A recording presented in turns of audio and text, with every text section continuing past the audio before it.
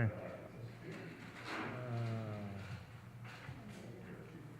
James, you ready? Okay, I'd like to call to order the May 18th meeting of the Hammond City Plan Commission. First order of business is the Pledge of Allegiance.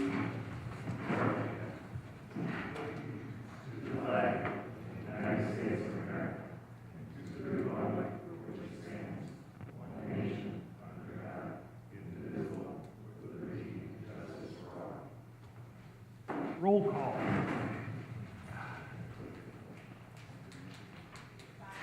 Here. Here. Nathaniel Harris. Ann Herbert. William Hutton. Here. Juan Moreno. Here. Michael Sweeter. Tim White. Here. Thomas White. Here. 6 present, we have a quorum. Next order of business is approval of the minutes of the April 20th, 2015 meeting. Do I have a motion to approve the minutes? Second. Any questions or comments on the minutes? Hearing none, those in favor say aye. Aye. Those against, motion passes. Okay, we move down to new business. First item under new business is CP 15-04, petition of JAMR LLC to reclassify property at 710 Michigan Street, 5228 to 5238 Calumet Avenue from C4 General Commercial to I1 Light Industrial. Good evening, Plan Commission. Just a second. Sorry. Mr. President, just for note for the record that the requirements have been fulfilled. Okay. I'm sorry, go ahead. Oh, thanks for having us this evening. I'm Donald Kolobowski, my partner Karen Lohman. We're with the group, non-for-profit, called the Lake County and Economic Alliance. We are partially funded by the city of Hammond. And our role, Karen and my role, we were with the Northwest Indiana Forum for 10 years. Our role now, in the last 7 months, is to drive projects to Lake County versus the 7 county areas. So we've been working with Mr. Keller, and I'll introduce him. He's the owner of Jammer Properties, which is his entity that owns the properties, and he's an existing business owner in the city of Hammond with Tri-State Industries on Columbia Avenue for quite a long time and has never had any issues. And we have a rezone request for a property that he intends to purchase on a spin-off organization, a Tri-State Automation, which is a robotic engineer, design, manufacture, and repair facility that he started a couple of years ago. And he wants, the business is booming, and he wants to grow that business here in the city of Hammond, and has identified with our assistance available property that has been sitting dormant for 7-8 years. So with that, Donnie Keller, President and CEO of JMR and Tri-State Automation and Tri-State Industries. Well, good evening. It's our intention to move this automation division to another facility somewhere near our current. We've outgrown the building over at 4923 Columbia, 75,000 square foot building that we bought 12, 13 years ago, completely rehabbed that building, operate now there, started with about 25 people, we're up to about 50. Business has been good. The automation business is expanding faster than we thought it would. We need additional space. The property that we're discussing is within less than a mile from our current facility, which helps facilitate moving people back and forth. So at this point, looking for a rezone. Any questions that I could answer? Is there any of the commissioners have any questions? I do have one, if I may. When I'm looking at this drawing, are there any street names? Street names? Yes. Yes, the property is actually labeled at 5228 to 5238 Calumet Avenue, which obviously they built the bridge over the property. And so now it's got actually a little different address. It's so Michigan Avenue on the north, Calumet Avenue Viaduct on the east, a street that we will be working with the City of Hammond and the Board of Public Works that has, I don't know what the best way to describe that, it has not been vacated. 2 other streets on that on that map were vacated by the city of Hammond when they built the Viaduct. And if you could, one at a time, take close the boards and let the camera see them for a short period of time. Fair enough. The property is actually, this is a two-phase project. There's an existing 13,000 square foot building that is in need of some tender love and care, new roof, approximately almost $500,000 of investment on the existing 13,000 square foot cleanup and to get it ready to move in. There'll be a phase two. Well, we'll be back before the city of Hammond. The intention is to build an additional property on the lot that's adjacent to the existing building, applying all the city codes. It would be approximately 55,000 square foot, but of course we'll follow that procedure and come back to you at another date and ask for that approval as well. So it is a two-phase project of about $5 million total investment in a 2 to 5 year period, addition of approximately 30 jobs at $40,000 a year plus benefits. And Mr. Hutton, just to kind of talk about that street issue, there is a Logan Street that runs east-west along the south side of the property, about a 30-foot width right-of-way that parallels.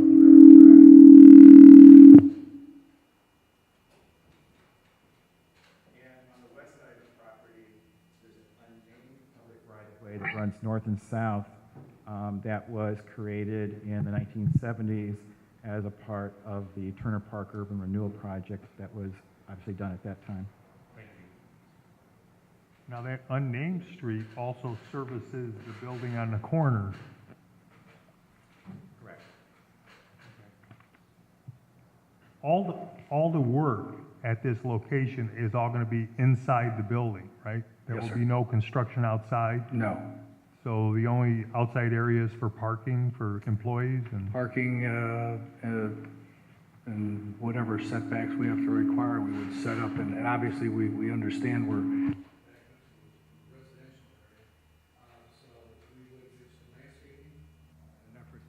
pretty much block a view of most of that building from any of the tenants.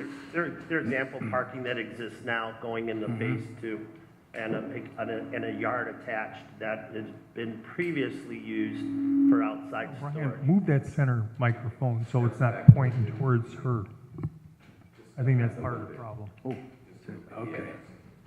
So there's ample parking that exists for the first 2 years, and when we come with phase two, you'll see a redesign of the lot. We had an engineering firm look at what could go there, following all the zoning and requirements so that there would not be an anticipated variance requested at this point. And so the outside yard will not be utilized for storage as it was in the past. Okay. Any questions from any commissioners? If not, we're going to open the public hearing. Public has a chance to ask questions and make comments. Is there anyone in the audience who would like to comment on,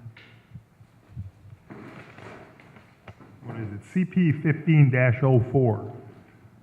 Anyone who wants to comment, step up to the microphone, state your name, and Anthony Higgs, 3rd District Councilman of the great city of Hammond. The only response, I applaud their efforts. Any economic development that's done in the city is a plus. Plus, they're bringing 30 new jobs, paying $40,000 a year. Excellent. I applaud their efforts. thank you. Hi, Janet Vanez, Councilwoman at Large. I did receive a couple of calls from the residents who did receive the letter notifying them that there was a rezoning request. I think the main concern of the residents is a noise issue. Once, not so much during the building, but during the operation of the business. If the owner could address that, I'd appreciate it. Anyone else? We'll just answer the questions at the end after the public hearing. Yes, sir. Hi, my name's Stephen Marachnik. I live at 5227 Henry Avenue, which is within 300 feet of where they're planning on building this. And there's a Sir. big noise issue Sir, regarding sir, this. just sign, could you just spell your last name for the record, please? Marachnik, M-I-R-O-C-H-N-I-C-K.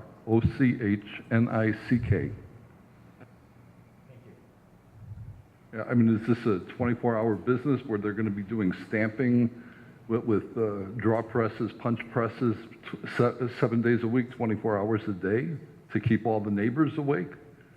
Are they going to have deliveries in the middle of the night? Yeah, we're gonna let him answer it at the end of all the public comment.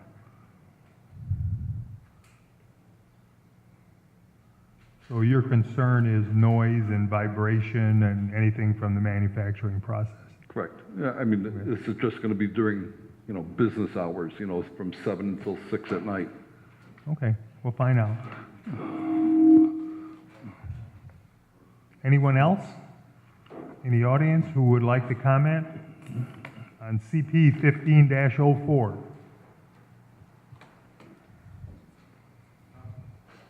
President, before you close the public hearing.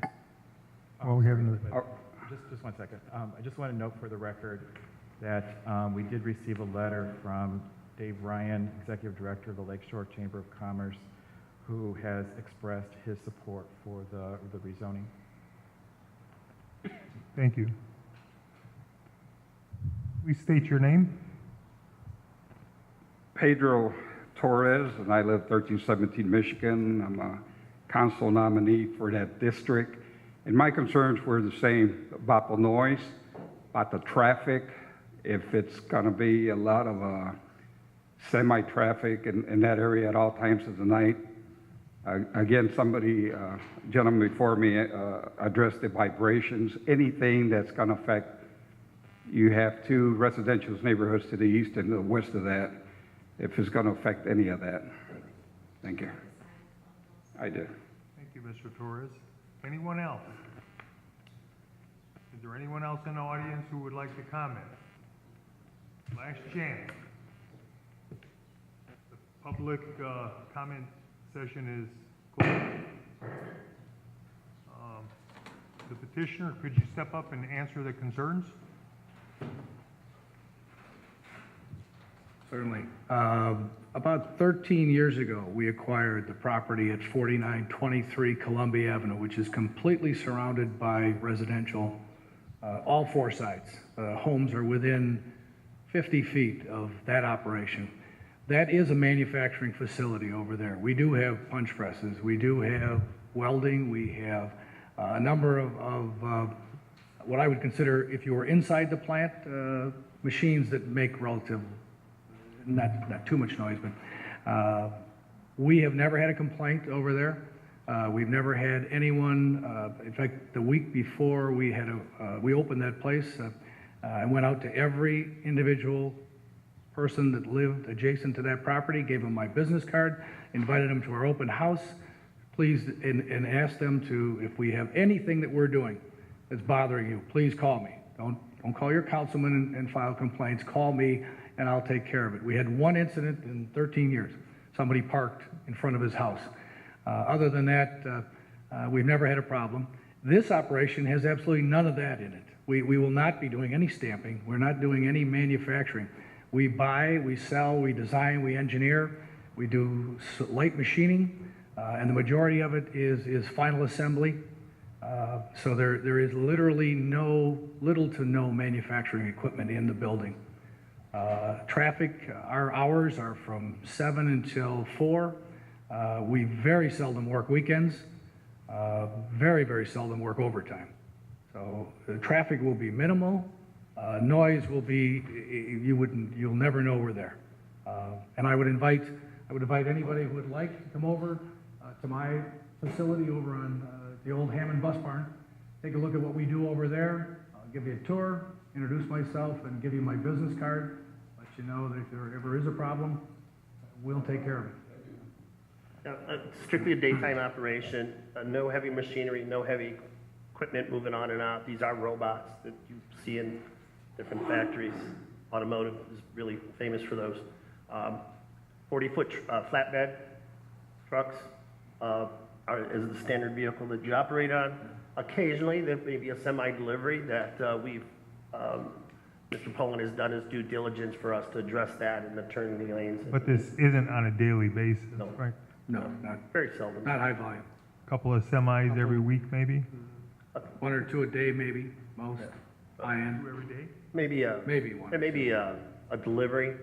UPS where trucks? it's not a full truckload. It would be classified as a less than truckload, so a CSX or a yellow freight. But he doesn't utilize semis to bring in the stuff or send it out predominantly. It would be special deliveries. Any questions? Do you think all questions have been answered, Brian? From the public, yes, I believe all the questions have been answered. Any questions from any of the commissioners?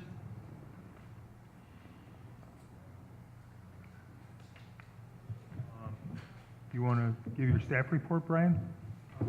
I do want to point out in your packet, there is a document that's stamped as a draft that it called the commitments concerning the use of use and development of real estate. This was, part of our discussions at the staff level with the potential owner of the property. Our concerns were related to the changing of a property from C4 to I1, especially when it's in proximity to the residential area. So one of the things that we talked about is that we looked at the permitted uses and the conditional uses that are normally found in the I1 zone and identified those that would probably be the most problematic or have an adverse effect on the residential area. And what the intent of the commitment document is to do is to work hand in hand with the rezoning to I1, but then have this secondary document recorded against the property that would prevent those more adverse uses from locating adjacent to the residential area. Mr. Keller has signed the draft document.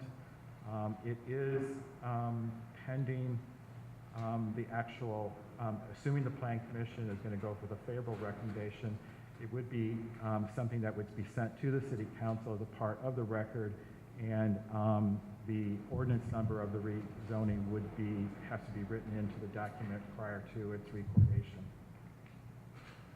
As far as the staff report is concerned, the presentation has talked about what the nature of the operation is expected to be. We have talked about that there is this question of these rights of way, these paper streets that are filed on paper that exist on the west and the south side of the property, that assuming this is all successful, that those would have to be addressed at a later time. The statute does require us to look at a few criteria in evaluating a project for a rezoning. The comprehensive plan did talk about that this property should be either commercial or high-density residential. The current conditions and character of the property is that it's currently vacant, but it was used as a contractor's facility, and it did have variance of use for outdoor storage. The most desirable use of the property is that, this is a challenging property because it does not have direct access to Calumet Avenue. Its access from Michigan Street is through the Elks Club, or you have to go past the Elks Club to get to it. The owners have talked about that they want to keep everything inside the building, that there would not be any outdoor storage. Conservation of property values. There's always that normal conflict between having industrial zones next to residential that may, have an effect on the property values. But the intent of this commitment document is to lessen any negative impact to the greatest extent possible. Responsible development and growth. This area is in the area of mixed uses. It is next to a railroad, an active railroad.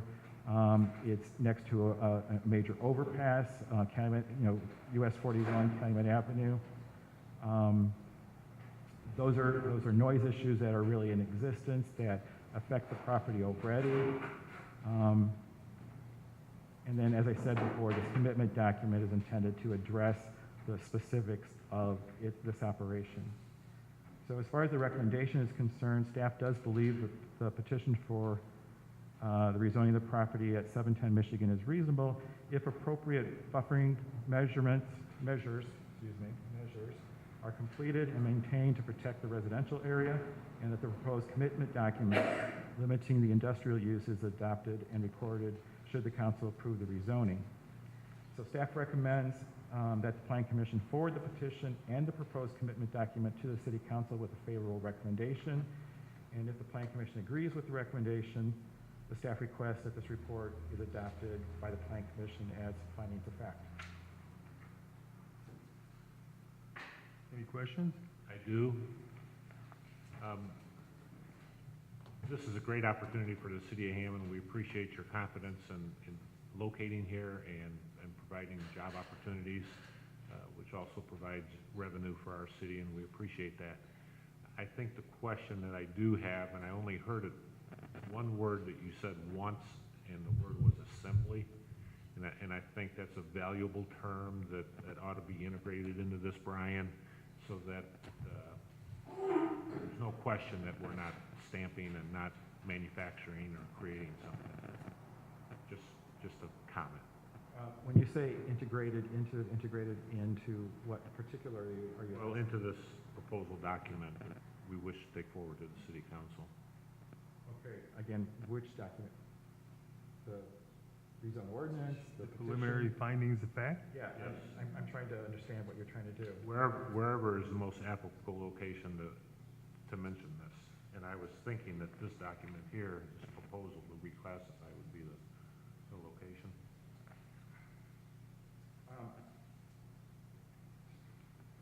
If I'm off, say so. I think I'm just kind of thinking off the cuff here. I would say that probably the most appropriate place is to add that into the section 2 of the commitment document on the intended uses, because that is where we listed what is the nature of the business, and That's great. and that wording came from the submitted material, but if there's no objection to adding the word assembly into the list of business activities that you're doing on the property, Mr. Keller? I don't want to misrepresent the fact that we do light manufacturing, but, so in other words, there is machining going on, there is some welding that goes on, there is assembly, there is no heavy manufacturing, there's no stamping, there's no large machines that create a lot of noise. So I didn't want to completely try to misrepresent that area. It's light manufacturing.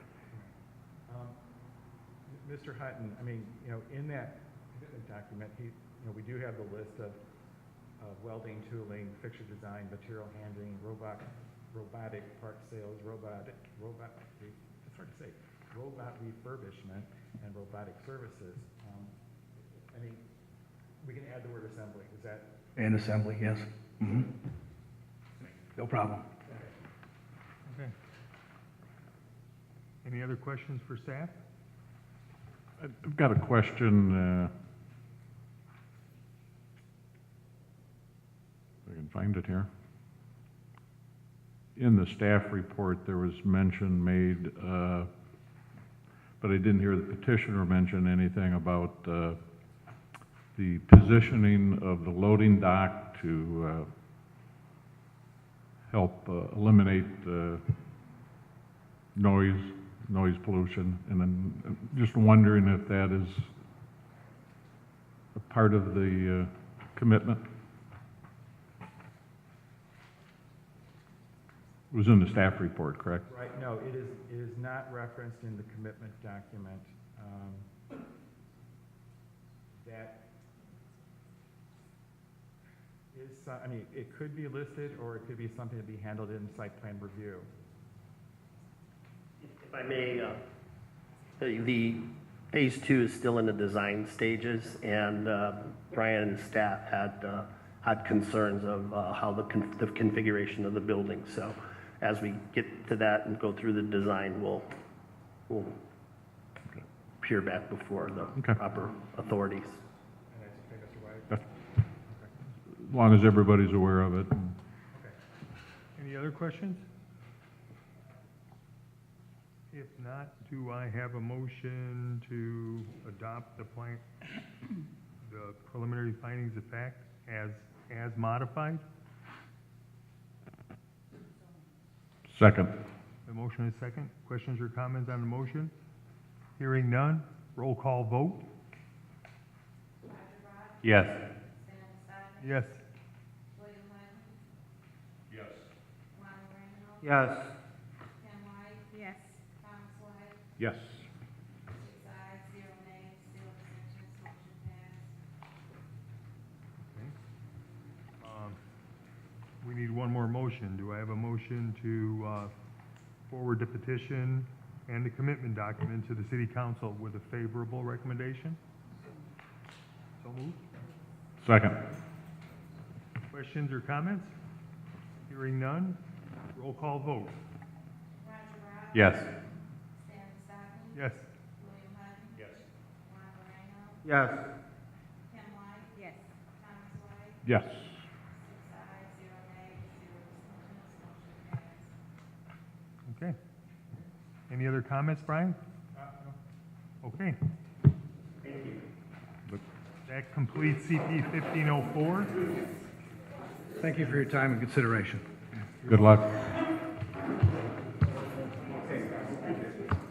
Now we move down to CP 1505A, petition of Hammond Housing Authority for final plat of PUD, approval in a Columbia Center Planned Unit Development District located at 7300 block of Linden Place and the 73 and 7400 blocks of Flagstone Drive within the city of Hammond.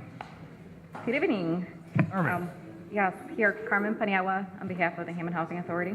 Okay, Mr. President, could you also call Part B? We're going to do A and B simultaneous? I'm sure their presentation is going to be interlinked, but our motions will have to be separate, but just for your presentation purposes, make it combined. Either So one. we will also consider CP 15-05B, petition of the Hammond Housing Authority for final development plan of PUD approval in the Columbia Center Planned Unit Development District located 7300 block of Linden and 7400 blocks of Flagstone Drive within the city of Hammond. Correct. Sorry again. Oh, Mr. President, also note for the record that the notification requirements were met. Yes. Thank you. Were they met? Yes. Okay. Okay, Carmen, you can start now. thanks. Appreciate it. Okay, for the approval of the final plat of the PUD, we're actually just rededicating Flagstone Drive. We're also going to add additional right-of-way for the street surrounding, and Chris Chockley's here from JPR. And basically what it is the entire perimeter, the gray area, it's going to be widened to show the current right-of-way.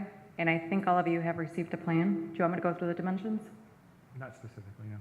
Okay, so all these is going to be rededicated. Well, Flagstone will be rededicated, and the additional right-of-way is going to be the entire perimeter. And also this one, basically for the plat, we're also going to be the easements where the utilities are going to be reestablished. Just for further clarifications, the plat portion of it is the final step in the PUD for the Columbia Center, and these two center parcels are going to be designated as Lot 13 and 14. Even though that particular graphic shows the colors area of up in the northwest corner, that is actually Lot 6, 6A, and has already been platted. If you would take the time to show the camera that particular question, and then, or that drawing, and then did you have actually the plat drawing itself on the board? Okay. Right behind it. Take a few minutes to do that, please.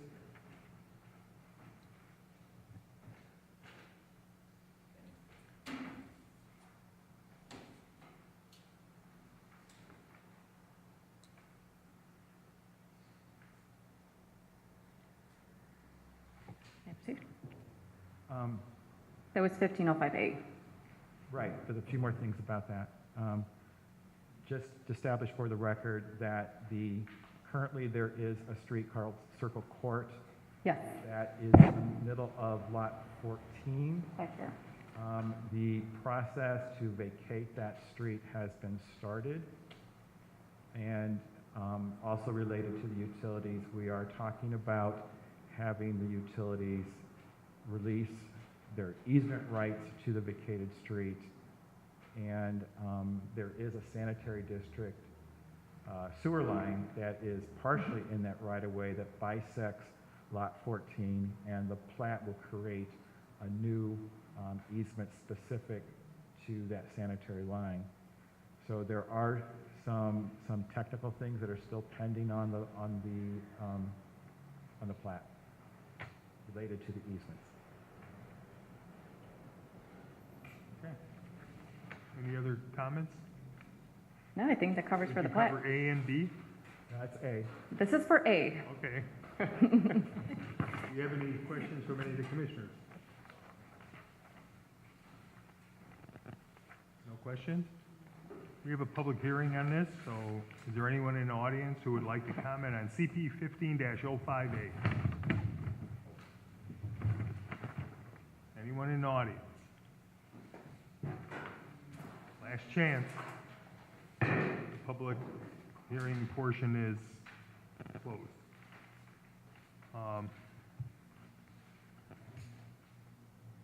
So Brian, what is your staff recommendation on this? As I did address before, there are these outstanding issues of the easements and the vacation of Circle Court. I also noted in the report that the City Council recently approved the angle parking and the northerly one-way direction for Flagstone Drive. So a lot of these things are coming together to make this whole development work. NIPSCO currently has a blanket easement for its gas service that was true for the entire Columbia Center. In all previous plats, that was released. And I did hear from John Henry of NIPSCO today that that document will be recorded, signifying the release, and hopefully we'll receive that in the next couple days. I also indicated that there's still some outstanding responses that we're waiting for pretty much all the other utilities to make sure that they're okay with all these new easements and the release documents that I referred to. So based on that, the petitioner's plat of PUD does correspond to the applicable provisions of the second. I'm sorry, that's an error. Does correspond to the applicable provisions of the PUD ordinance. There is an amended PUD ordinance that is pending the City Council that is going to hopefully be approved on Thursday, but that does not have a direct effect on the plat, has more of effect on the plan. And therefore, staff recommends for both preliminary and final approval of the final plat of PUD, subject to the adoption of the amendment to the PUD district ordinance by the council, the vacation of Circle Court and the recording of the document, and the receipt of the various utility releases. And if you agree, the Planning Commission agrees with the recommendation, the staff requests that this report is adopted as findings of fact. Any questions from the commissioners for staff? If not, do I have a motion to adopt the Plan Commission, to adopt the preliminary findings of fact? I'd make that motion. Do we have a second? Motion and a second. Questions or comments on the motion? Hearing none. Roll call vote. Roger Brock, Yes. Sam Stock, Yes. William Hutton. Yes. Lonnie Randall, Yes. Ken White. Yes. Thomas Hart, Yes. 6 ayes, 0 nays. Okay. Thank you. Do we have a motion now to recommend the preliminary and final approval of the final plat of PUD This gets sent to the, No, it does not. It doesn't? This is your final decision, so you don't want the word recommend. You want you're granting preliminary and final approval. okay, Brian. I'd make that motion. We've been 26 years? I've been here for 26 years, and you make the same mistake. That's all. Just checking. We have a motion and a second. Second. Any questions or comments on the motion? No?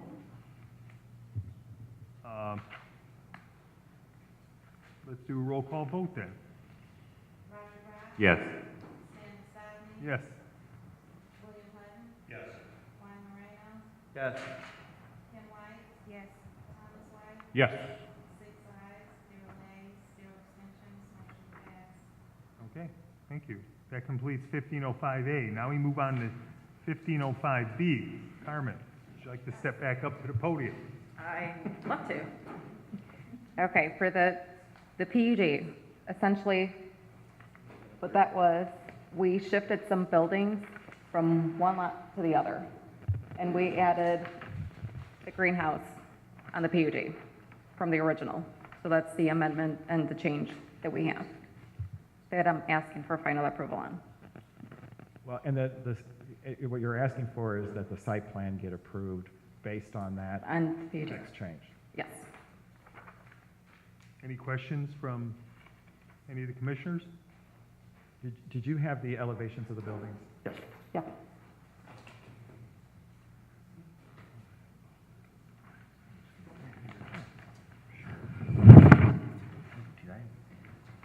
This first drawing here is the first floor, or single floor, sorry, one level, one bedroom duplex. And the elevations, the 4 different elevations of the typical unit that's there.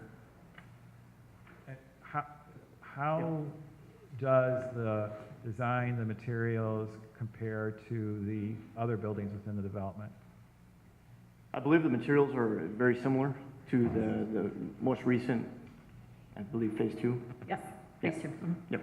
These are So we're trying to match in with the existing units that are out there. Okay, It's sort of going to match. We're using a little bit more brick and flagstone and different type of stone, but it is going to tie in. Okay, and so when you said the most recent, you're referencing The new construction Unit 4 and Unit 5, which is the stuff on Chestnut, on Chestnut, and stuff on Freedom, and on Columbia. Any other questions? And so Chris, can you show that to the camera? Yeah. Any other questions from any of the commissioners? Any more questions from Brian? Let's hear the staff recommendation, Brian. Public hearing. Oh, the public hearing, that's right. We have a public hearing on this. Is there anyone in the audience who would like to comment on CP 1505B? Anyone in the audience? Last chance. Public hearing's closed. Brian, I sit on many boards, and everyone is different, and yours is special. So, Thank you, Stan. and I'm kind of slow today. Thank you for calling me special.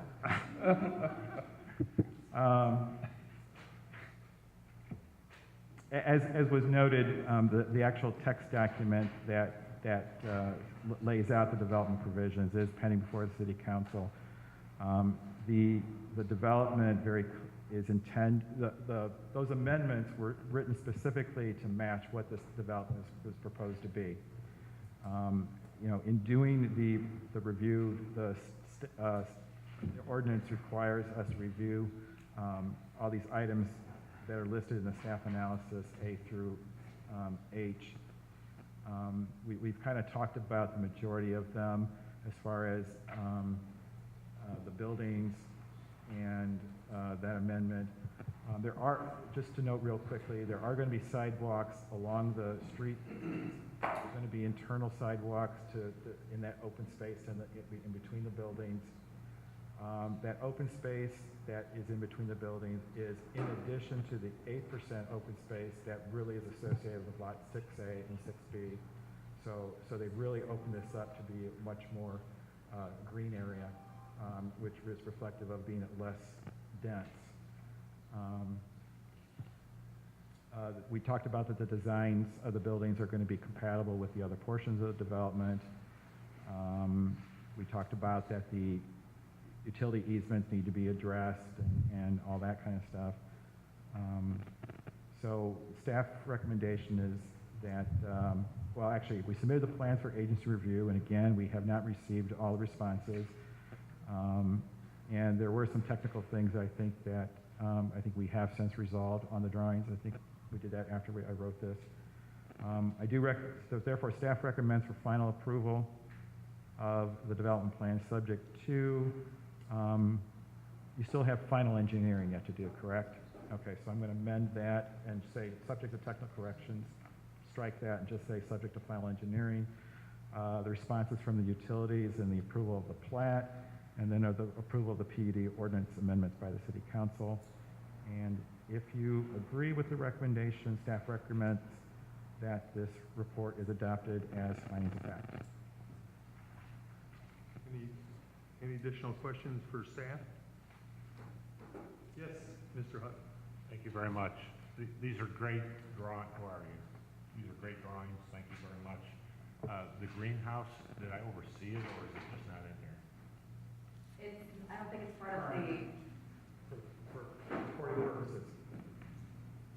Okay, the greenhouse you did not receive a plan for. Is that what you're asking? Yes. Yeah, no, we don't have it yet. But it's going to be a nice enclosed greenhouse. With glass? Glass. It's a pre-manufactured Yes. structure. So it'll be appealing to the view at Columbia and 173rd. Definitely. Thank you. Welcome. Any other questions? If not, do I have a motion to accept the Ryan's report, the staff report as findings of fact? So moved. Do you have a second? Second. Any questions or comments? Those in, roll call vote, sorry. Yes. Stan Sutton, Yes. William Hutton. Yes. Juan Moreno, Yes. Kim White, Yes. Thomas White, Yes. 6 ayes, 0 nays, 0 abstentions, motion passed. Now, we need a motion for final approval of the development plan, subject to the 3 stipulations. So moved. Second. Motion and second. Questions or comments? Hearing none, roll call vote. Roger Rock, Yes. Stan Sutton, Yes. William Hutton, Yes. Juan Moreno, Yes. Kim White, Yes. Thomas White, Yes. 6 ayes, 0 nays, 0 abstentions, motion passed. Okay. So that completes CP 15-05B. Thank you. And you're good to go. Thank you. Now we move on to CP 1506, petition of Vermillion Enterprises LLC for final development plan of PUD approval in the Douglas Point Planned Unit Development District located at 5620 Soul Avenue, northwest corner of Hiles Boulevard and Soul Avenue within the city of Hammond.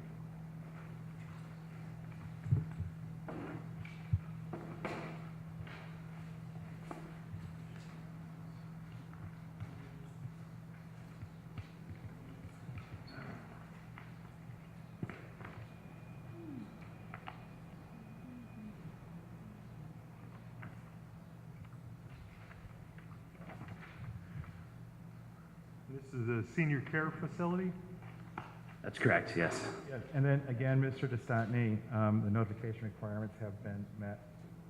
Thank you. I'm glad that you follow up on that, and I don't have to worry about it. Thank you. Good evening, Mr. President and members of the Plan Commission. I'm Darren Gillis with Vermillion Development and joined by my colleague Carrie Dixon of Vermillion as well, and this is Todd Wiltsey of Warren Jerebeck Wiltsey, the architecture firm. It's good to be back. We were here in the fall of last year for the amendment to the PUD of Douglas Point for the site at the corner of Soul and Hiles Boulevard. It's about a 5-acre parcel of land. At that time, we were looking for the inclusion of assisted living as an allowable use under the PUD. And so we've spent the intervening months working with IHCDA, as well as our design development, and we're back before you for the final development plan review.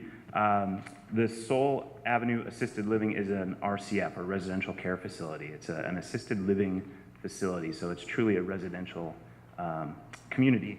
There are 125 residents planned for this particular facility, and it will incorporate a level of assistance in their daily living for residents of 65 years and older.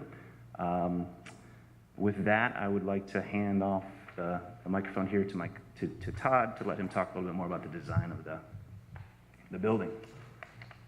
Thanks a lot, Darren, and thanks to the commissioners. Thank you, Mr. President.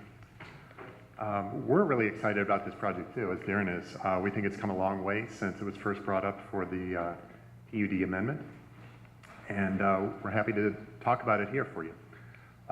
Looking first at the site plan, you can see here, we have a 4-story building at this point. 125 apartment units are in there. They're all either 1-bedroom or studio apartment units. The main entry, our main gesture with the entry was facing the intersection of the areas, which is High Oak Boulevard and Soul Avenue. So we want to address that corner and have a very nice kind of broad hospitality-like entry, which we'll see in just a moment. Some of the other moves we made on site, we have 71 parking spaces for both staff and visitors. Most of the residents will not have cars. That's why they're in assisted living. We have pushed the service, trash pickup, loading, et cetera, up to the north, which is abutting parking lot of the adjacent commercial development to the north. And what we especially like about this project is that we were able, with this large 5-acre parcel, to pull the building far enough from the west that we could maintain a large green swath over here with recreational areas, walking paths, a gazebo for the residents, and including maintaining a large number of very large existing trees that are along the street there, creating a buffer there and a really nice park-like environment.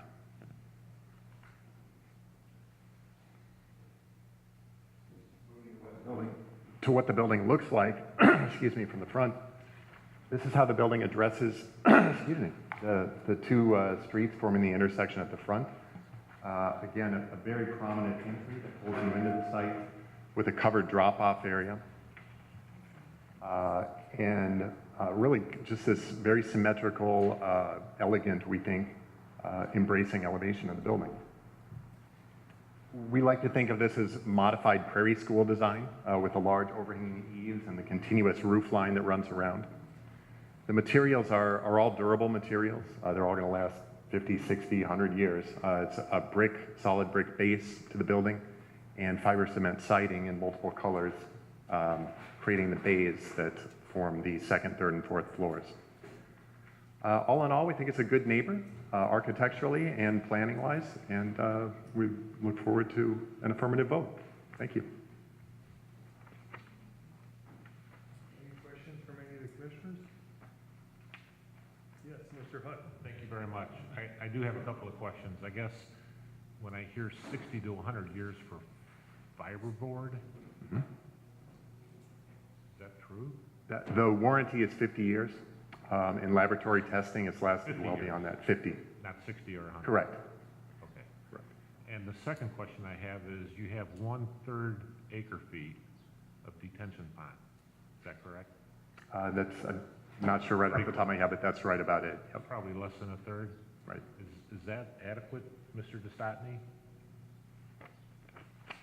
I think so. We have a very large storm sewer there, adjacent to the property on Soul Avenue, so I don't know if we've gotten, we haven't gotten calculations on outflow yet, right? Into the storm system? We have preliminary design at this point. I think there's still interface to be done with the I saw city. some preliminary stuff a couple weeks ago. I'm not an engineer by trade, but I guess I question the elevation, the invert elevation of the outflow being so close to the bottom of the detention pond. Again, I'm not an engineer. I know staff had posed that question, and we were asking for more information in our discussions with Mr. Dostotny. You know, we were waiting for that final engineering design for, you know, a technical review and all that kind of stuff. So that component is preliminary, but it's not unusual at this stage to have, you know, a design prepared subject to that final engineering, but that would have to be accomplished before permits would be issued. I guess it's worth noting also, there's a lot of green space on the site, yes. Yeah, there's a notable amount of green space on the site, so a lot of the drainage is gonna be seeping into the ground. Absolutely, and I can address in a non-civil engineering way, because I'm an architect and not an engineer, but the infert being so low is because there's a restrictor on it. So the pond fills up, and then that slowly releases it at the bottom of the pond. Plus, you don't want the pond to hold water constantly. Correct. It's basically kind of a dry pond, so the restrictor size of the pipe is what's gonna control the outflow into the storm sewer system. I can work this? Yeah. Thank you very much. Now I understand. I think we just haven't sized it yet. I don't think we're quite to that point, but we're probably close. Thank you.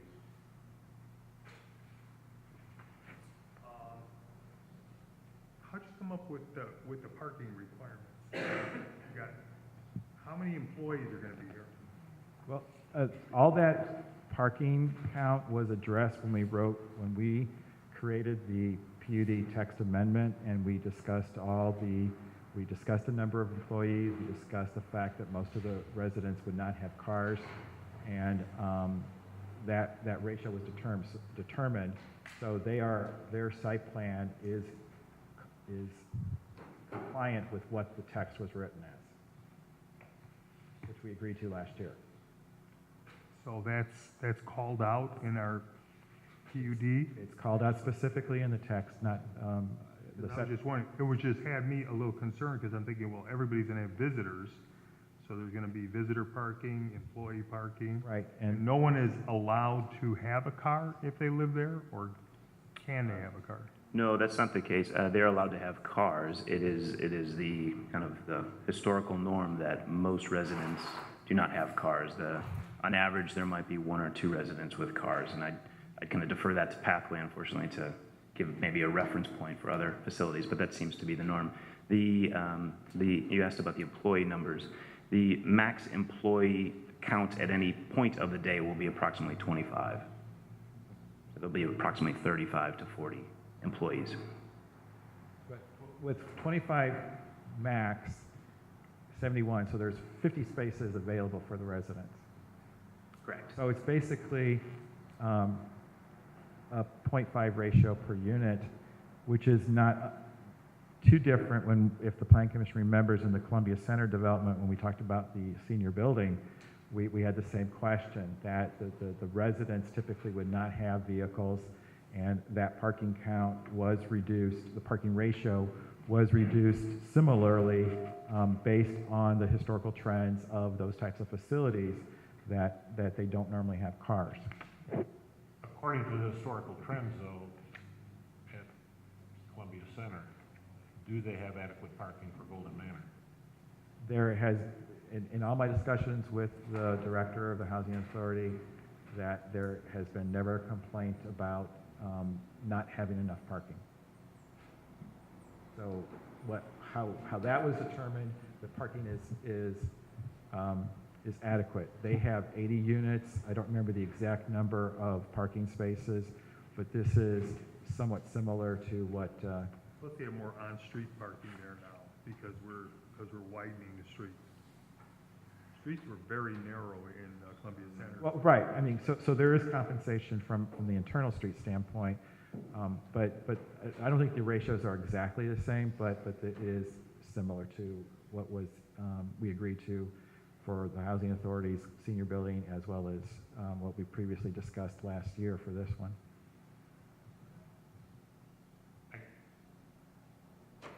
30% of the parking spaces are going to be used for employees. That doesn't leave a lot. And I'm pretty certain the Golden Manor doesn't have 30%, but. No, and I appreciate that, and not to dismiss your concerns, but that discussion occurred last summer, and we agreed to it. They're compliant with what we agreed to last year. Thank you. Any other questions from any commissioners?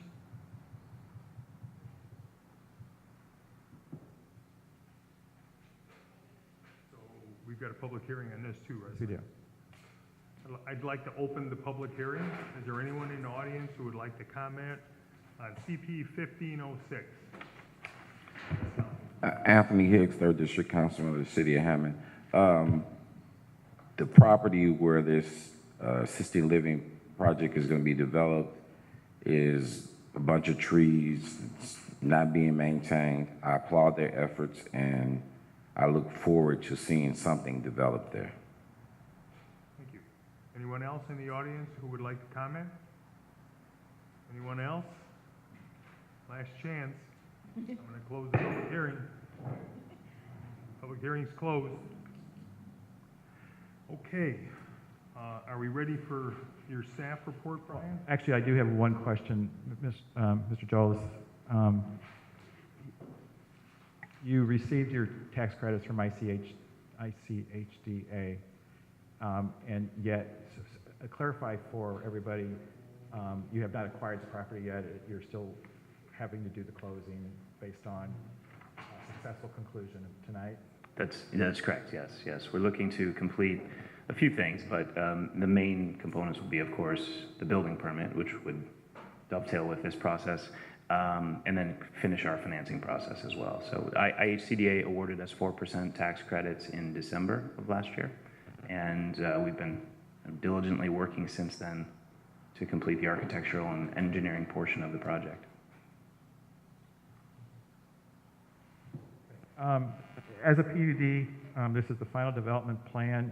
We've discussed the fact that the text amendment was approved last year that was specifically designed to comply with this proposed development.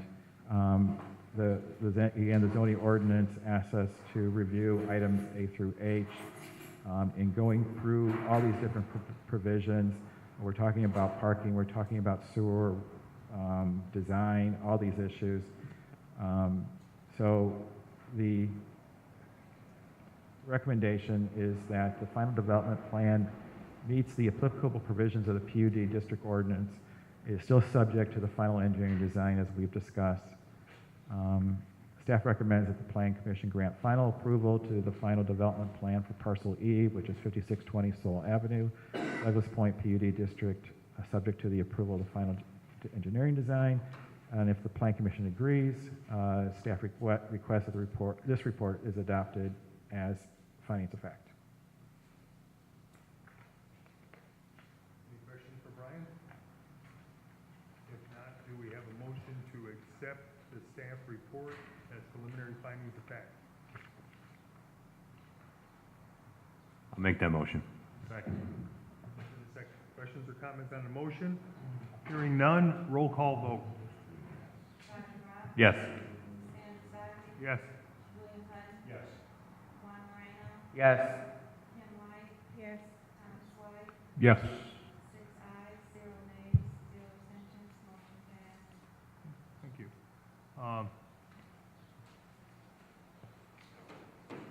We have a motion approving, granting final approval of the final development plan for Parcel E, subject to the final engineering design. So moved. Second. Motion and second. Questions or comments? Hearing none, roll call vote. Yes. Sandy Stockman. Yes. William Penn. Yes. Juan Moreno. Yes. Ken White. Yes. Thomas White. Yes. 6 ayes, 0 nays, 0 abstentions, motion passed. Completes CP 1506. Thank you. Gentlemen, we move on to CP 1507, petition of NH Vegas LLC to request approval of a two-lot subdivision called Luke's 850 Indianapolis Edition, located at 850 to 852 Indianapolis Boulevard, Zone I-2, within the city of Hammond. And yes, Mr. President, for the record, the notification requirements were met. I don't even have to ask that anymore because I know you're going to tell me that. Well, I would appreciate it if you asked. I wouldn't have to do that. next year after I retire. Going to. Someone's got to step up.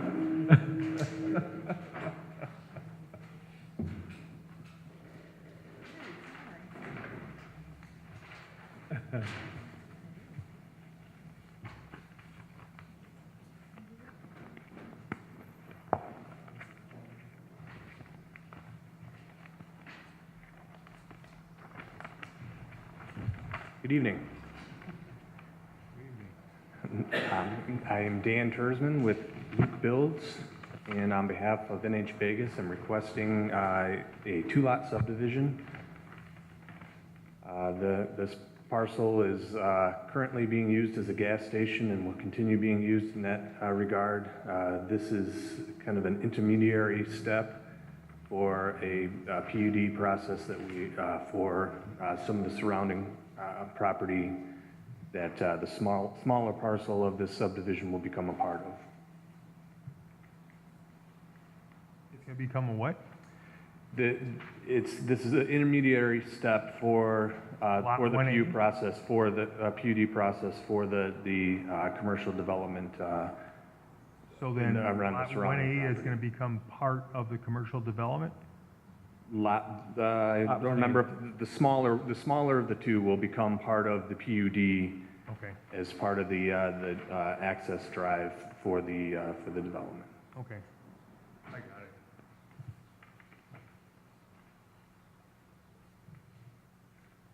Any questions? If not, we have a, Well, just to state for the record, that this subdivision plat does not include any dedication of right-of-way, and there will be no change to any of the existing utility easements. Currently, this property has some major transmission lines on its west side that Commonwealth Edison and NIPSCO have major power lines on.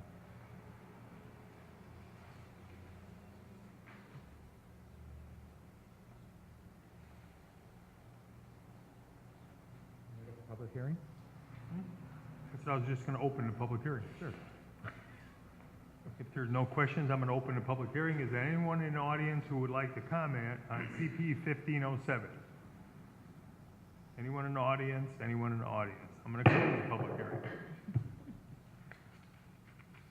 Are you ready with your staff report, Brian? Yes, sir. Thank you. The staff has sent the plat out for agency review, and not all the agencies have responded yet, but the ones that have responded have agreed to the plat. Staff does recommend that the Plan Commission grant preliminary and final approval of the plat, subject to that receipt of those responses from the utilities. And if the Plan Commission agrees, the staff requests that the Plan Commission adopt this report as findings of fact.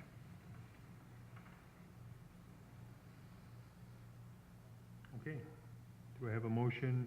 Did you want me to just state the motion all the time because it makes life easier for you guys? Do I have a motion to accept the staff report as preliminary findings of fact? So moved. Second. Any questions or comments? Hearing none, roll call vote. Yes. Yes.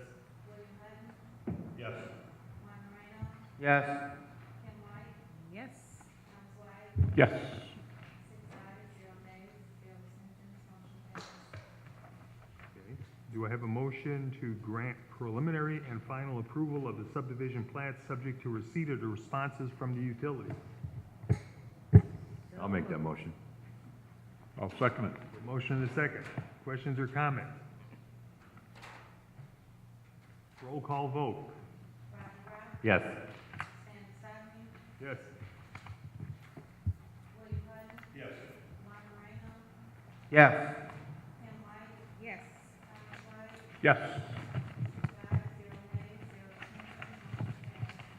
Okay, that completes CP 1507. Thank you. Now we move on to the second page of the agenda, which we rarely have a second page. Ooh, that's me. Item 6 is correspondence. Do we have any correspondence? No correspondence. Commissioners' comments? Any comments from any of the commissioners? Staff comments? Please keep the June meeting on your schedule. I'm waiting for some final information, but I do expect to have at least 1 or 2 cases on June 15th. In June? Yes. June 15th is the next plan commission.